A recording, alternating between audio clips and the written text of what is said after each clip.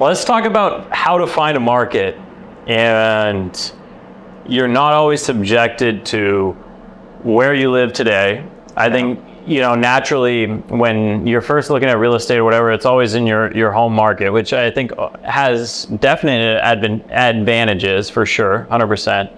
But a place like where I live, for instance, San Diego, your barrier of entry is significant.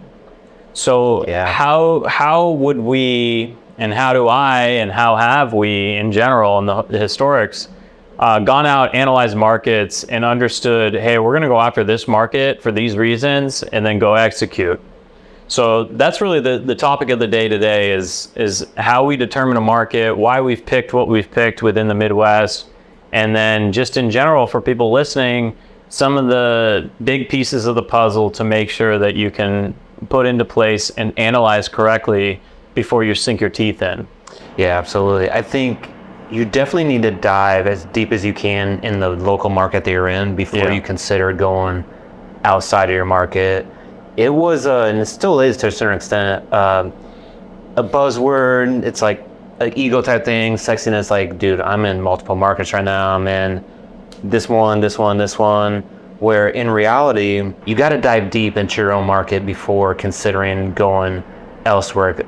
Majority of the time, if you're thinking, hey, I need to go into this other market, there's probably more deals to be had in your own market before you go out elsewhere. Sure. But like you said, for markets like San Diego, San Francisco, places in California, or ones on the East Coast, or wherever, Southwest, it's there's certain markets where the price point to get into a deal can be 7 figures, and compared to the Midwest where you can get into some for a low 5-figure range. So exploring other markets and knowing what to look for is definitely something that we'll dive into. There's a lot of different things that will come up that you may not think of up front. We've gone to different markets, me and you have on your own. Sure. I have outside of you. So we'll be talking about some of the stuff that we learned going into new markets and some of the stuff that we wish we'd have known beforehand before we explored going into that market. Yeah, absolutely. Some questions to dive into a bit when you're looking at expanding to a new market or just looking at a market period. Mm-hmm. Infrastructure is one in regards to your available resources, if you want to dive into that a little bit. For starters, I think about who I know and what pieces of the puzzle I already have solved. I always go back to, it's my engineering mind of breaking down a larger problem of how do I get from A to B and what are the pieces to get me to there. And so I talk about puzzle pieces oftentimes because that's the way my brain works.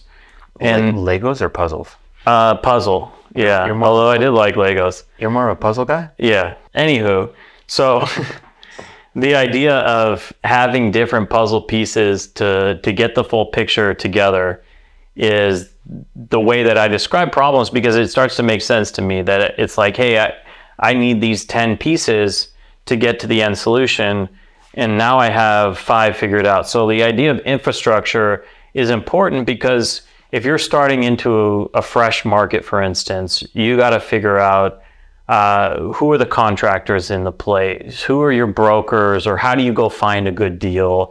How do you analyze a good deal? How do you understand that the rents in that market are going to be good? All of those things start to add up. And now you're thinking about, okay, where is my infrastructure? So when I'm thinking about it, first stop is home base. Home base for me is where I live. So is there a way for me to maximize my area? Is there an opportunity here where I can cash flow, I can create income, all of those things? Second piece, so I live in San Diego, barrier of entry is significant. Absolutely, yeah. For me to cash flow in San Diego, it's not long-term rental. Yeah. It's short-term rental, and I have a short-term rental, and it's done well for me. That being said, I like the idea of cash flowing in the Midwest. That's where my access, if I was just by myself, is minimal to none, to be frank, right? Yeah. And that's where you and I had partnered the idea that, hey, you're here in the Midwest, you have access, you have contractors, you have all the infrastructure in place. And we on the West Coast maybe have some more capital to dump into the Midwest, things like that. So that's where the combo have come together. But finding out where your infrastructure is where 100% is the starting point for me. Where is, I'll call it low-hanging fruit. Where are your low-hanging fruit? What have you figured out? Who could you lean on? Do you have friends, family, cousins, whoever that is, to be able to open up some doors for you? Or are you just starting a completely fresh market? So that to me is item number one. Before any market research, before any other things, that really is an important piece.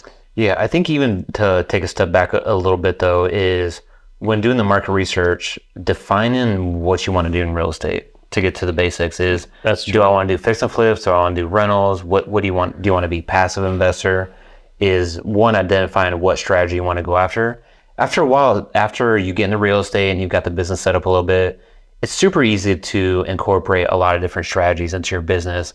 But really, if you're looking into a new market and you're newer into real estate, you got to go into the mindset of, hey, what do I want to do first and foremost? And then two, how's that market fit this needs? And then that also kind of leads into, one, have at least a couple exit strategies when you're getting into a deal. So when you're analyzing a market, a lot of people may start off with wholesaling per se, because it takes very little money to wholesale. But again, to have multiple exit strategies, you could also be like, hey, in this market, I want to wholesale, but if shit hit the fan and I had to hold on to this property, how would this thing perform as rental? So that way, when you're going into deals, you can look at deals from a different perspective, because you know, hey, it hits this criteria, it doesn't hit this.